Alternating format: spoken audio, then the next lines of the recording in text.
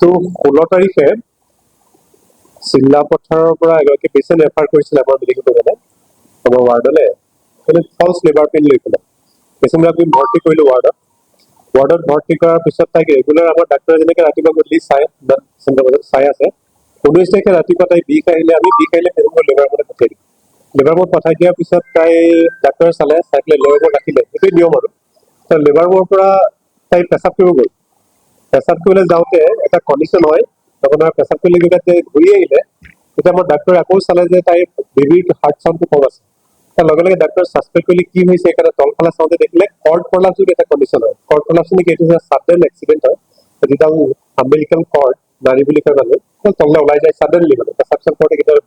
বেগটো ফুটি পেলাই আৰু সেইটো ওলালে লগে লগে বেবীটো কষ্ট পায় উশাহ ল'বলৈ দিগদাৰ হয় লগে লগে তাই যেতিয়া এইটো ডিটেক্ট কৰিলে ইমিডিয়েট আমাৰ ডক্তৰবিলাক খুব ফাষ্ট কৰিছে মানে সেই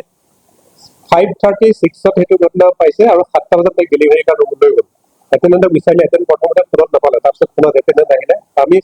উইটনেছ তেওঁলোকে এটা কৈছে উইটনেছ মানে হেৰি লোৱা নাই কনচেণ্ট লোৱা নাই আমি কনচেণ্ট সদায় পেচেণ্টৰ পৰা 18 বছৰ আগলৈ তেওঁ কনচেণ্ট লোৱা আছে হাজবেণ্ডৰ কনচেণ্ট লোৱা আছে উইটনেছ হিচাপে কনচেণ্ট লৈ পেলাই ইমিডিয়েট ডাক্তৰে অপাৰেশ্যন কৰিলে কৰি পেলাই আমি মোক কৈছোঁ যে এইটো যিটো কণ্ডিশ্যন হয় কৰ্ড প্ৰলাপছ বুলি কয় তাতে মৰ্টেলিটি বেবীটো সাধাৰণতে বহুত নাবাচে কেতিয়াবা বাচে আৰু লাভ থাকিব বেবীটো তেনেকৈ ৰিচাৰ্চ কৰিলে ডাক্তৰে নোৱাৰিলে তাৰপিছত আমাৰ ডাক্তৰ ওলাই আহিলে অপাৰেশ্যন কৰাৰ পিছত ডিউটি থকা ডাক্তৰ আহি পেলাই ভালকে ক'লে যে এইখিনি বুজালে প্ৰায় 10 পৰা 15 মিনিট হাজবেণ্ডক বুজাইছে এইটো কণ্ডিশ্যনৰ কাৰণে অপাৰেশ্যন কৰিলে বুজি পালে কথা হ'ল পেচেণ্ট ভালে আছে পেচেণ্ট ছেটেল আজিও ছেটেল পেচেণ্ট এতিয়া ৱাৰ্ডতে আছে তাৰপিছত 4টামান বজাৰ পৰা লিভাৰ মত মানে মোৰ ডাক্তৰে ফোন কৰিলে যে ছাৰ বহুত হুলস্থুল লাগিছে হুলস্থুল লগা বুলি কোৱাৰ লগে লগে কি হুলস্থুল লাগিছে বোলে এটেণ্ডেণ্টে আহি পেলাই আমাৰ ডাক্তৰক বহুত কিবাকিবি চাৰ্চ কৰিছে কিবাকিবি কৰিছে মই উইদিন 5 মিনিটছ ঘৰৰ পৰা গৈ পেলাই মই তাত পালোগৈ প্ৰায় 4:10 মানত পালোগৈ 4:10 মানত দেখিছোঁ মানুহ গোটেই ভৰ্তি ভিতৰলৈ ঘৰলৈ সোমাব নিদিয়ে ডাক্তৰক কিবা বেয়া কথা কৈছে তো মোক সোমাব নিদিয়ে মোক চিনি পোৱা নাই কিন্তু ডাক্তৰ বুলি গম পালে মোক মানে আপোনাৰ আৰু ভিডিঅ' মানে ইমান কথা ক'বলৈ দিব তললৈ যাওঁ বোলো এইটো লেবাৰ ৰুমৰ কমপ্লেক্স আৰু আমাৰ ইয়াত ফুটেজ আছে আমাৰ লেবাৰ ৰুমটোৰ ভিতৰত আমি মানুহ সোমাব নিদিওঁ তাত আপোনাৰ জাক মানুহ আৰু মেইন লেবাৰ ৰুম য'ত পেচেণ্ট থাকে আপোনালোকে দেখিও ফুটেজত তাত মানুহ সোমাই গৈছে তাত মানুহ ডাঙৰ ধৰি থাকে কেতিয়াবা বাচ্ছাৰ কাৰণে ইফালে এটা ICU আছে আমাৰ ICUটো চিৰিয়াছ পেচেণ্ট আছে তাত মানুহ সোমাই যায় আৰু এজন দুজন নহয় লাহে লাহে মানুহ বাঢ়িবলৈ ধৰিলে আৰু অন্যমতে আপোনালোকে ফুটেজত চালে গম পাব ফুল ফুটেজ দুঘণ্টাৰ মই আছে আমাৰ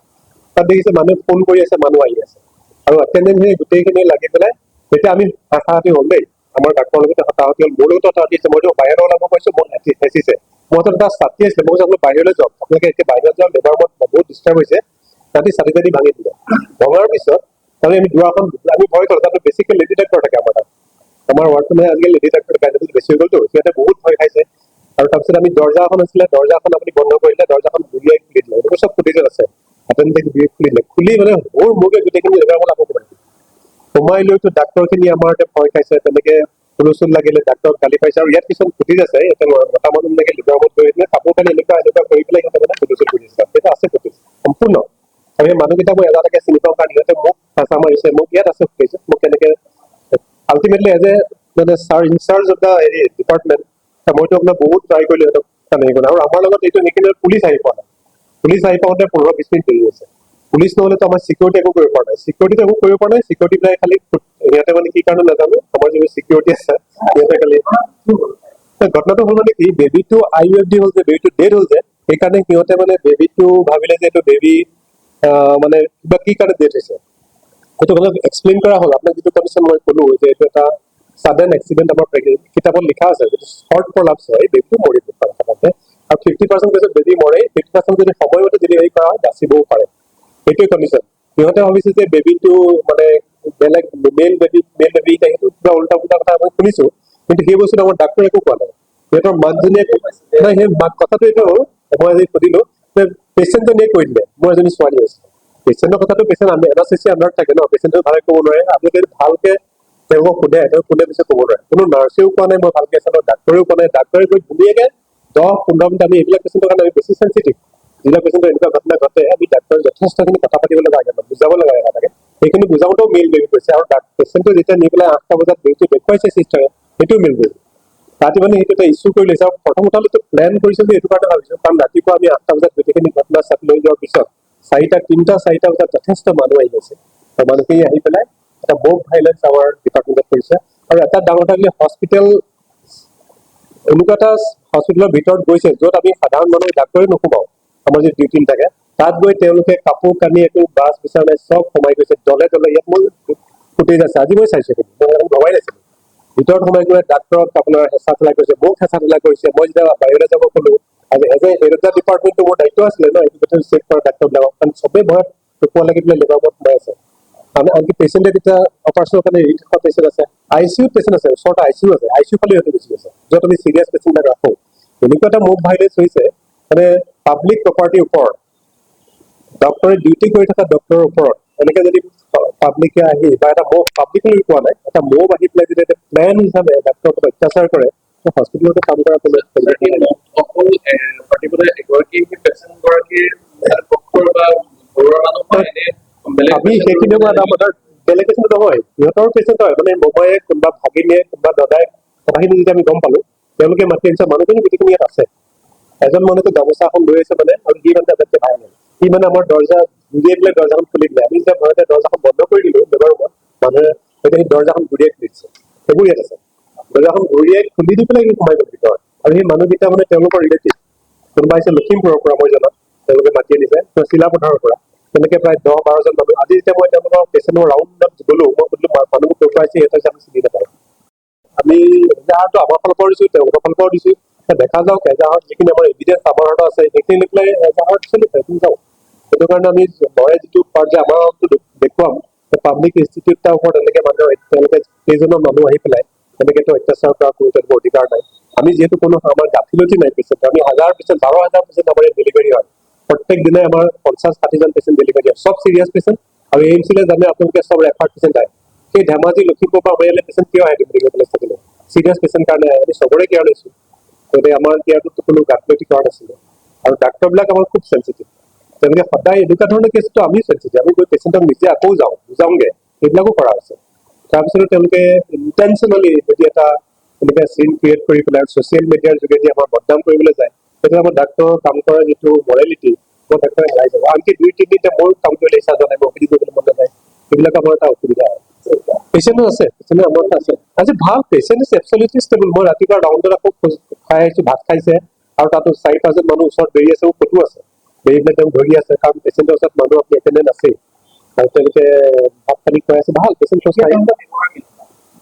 নাই এতিয়াও বেয়া। মই আজি কথা পাতিছিলো এটেণ্ডেণ্টৰ লগত, তেওঁলোকে মানে খুব এগ্ৰেছিভ কৈছে, আমি এজাহাৰ দিছো আপোনালোকৰ মানে এনেকুৱা কলেজৰ কৰি আছে আৰু, কিন্তু সেইবিলাক কাৰণে আমি এটা সেইকাৰণে আমাৰ নিজৰ এভিডেন্স আছে কিছুমান, আমাৰ গোটেইখিনি কথা। আৰু আমাৰ ফালেতো আমাৰ ডাক্তৰবিলাকে যিখিনি চাফাৰিং হৈছে সেইখিনি চবেতো আছে। বেছি ডাক্তৰ কলেজখনৰ এটা বেয়া ৰিভিউট এটা দিবৰ কাৰণে বহুত চেষ্টা কৰে মানুহে, কিন্তু এইখন কলেজতে আহি পেলাই আকৌ হাজাৰ পেচেণ্টৰ ভালো হৈ যায়, চবে আপোনালোকে জানে আৰু। হয়, সেই সময়ত মই মোৰ পৰিয়ালৰ এটা বিশেষ অসুবিধাৰ কাৰণে মোৰ দেউতাৰ কাৰণে মই সেই সময়ত ছুটীত আছিলোঁ, কিন্তু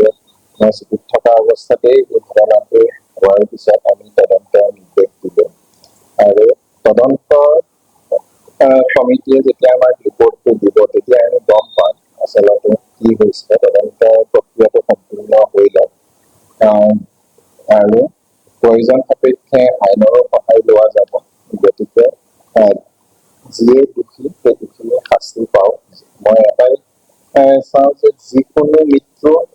ৰোগীৰ আত্মীয়ৰ কাৰণে যিমান দুখজনক, ডক্তৰৰ কাৰণে তাতকৈ বেছি দুখজনক, কাৰণ আমি প্ৰত্যেকজন ডক্তৰৰ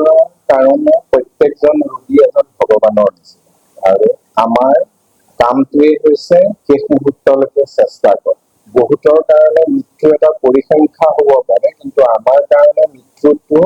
এটা কৰুণ ঘটনা। গতিকে সেই ঘটনাৰ কিছুমান ৰোগীক আমি বচাব নোৱাৰো, কিছুমান মেডিকেল ইমাৰ্জেঞ্চি থাকে। গতিকে কৰ্ড প্ৰলাপছৰ নিচিনা কণ্ডিশ্যন বিলাকত য'ত শিশুটি বচোৱাৰ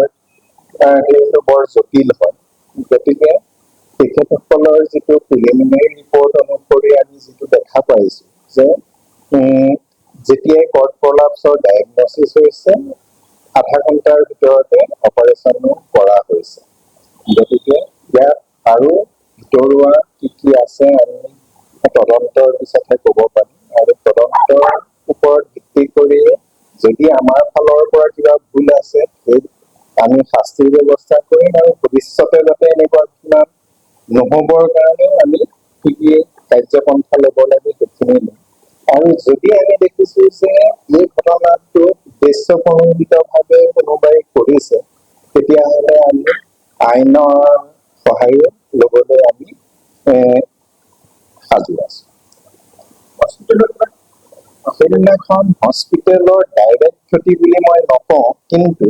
ইনডাইৰেক্ট বা পৰোক্ষভাৱে ক্ষতি বহুত হৈছে। পৰোক্ষ ক্ষতি এনেকুৱা ধৰণৰ, লেবাৰ ৰুমৰ নিচিনা এটা চেঞ্চিটিভ জেগা য'ত আমি এছেপচিছ ভালকে মেইনটেইন কৰিব লাগে, কাৰণ সংক্ৰমণৰ তাত বহুত আশংকা থাকে। তাত যদি আমাৰ বহুত কেইজন মানুহ কোনো ধৰণৰ প্ৰিকশ্যন নোলোৱাকে সোমাই যায় তেতিয়াহ'লে তাত ইনফেকশ্যনৰ চান্সটো বহুত বাঢ়ি যায়। গতিকে তাৰ পিছত যিসকল শিশুৰ জন্ম হৈছে বা যিসকলৰ মাতৃ তাত আছে তেওঁলোকৰ পিছত ইনফেকশ্যনৰ ৰেটটো কিমানখিনি বাঢ়িছে সেইটো আমি অকণমান চাব লগা ঘটনা।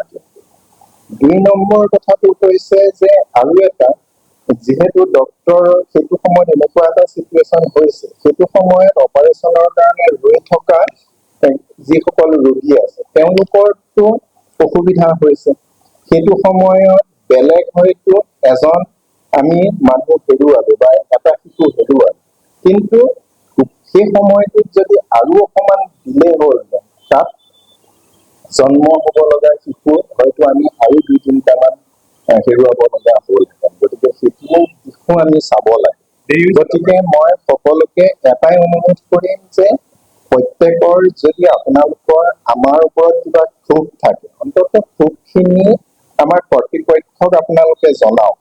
তেনেকুৱা এটা তাত আহি হুলস্থুল এটা কৰিলে আমি এটা কাৰণে দিগদাৰী হয়, কিছুমান মানুহ এনেই তাৰ পৰা চাফাৰ কৰে। ধৰক তাত যিগৰাকী মাতৃ তাত প্ৰসৱ বেদনাত ৰৈ আছে তেওঁলোকৰতো কোনো ভুল নাই তাত, কিন্তু তেওঁলোকেও তাৰ কাৰণে চাফাৰ কৰে। গতিকে অন্য ৰোগীৰ অসুবিধা যাতে নহয় সেইটো যাতে মানুহে অকণমান চায়। আৰু যদি আমাৰ কিবা এনেকুৱা ধৰণৰ আমাৰ ফালৰ পৰা কিবা গাফিলতি থাকে তেতিয়াহ'লে কৰ্তৃপক্ষৰ ফালৰ পৰা মই সকলোকে এছুৰেঞ্চ দিছো যে আমি তেনেকুৱা ধৰণৰ ঘটনা কেতিয়াও টলাৰেট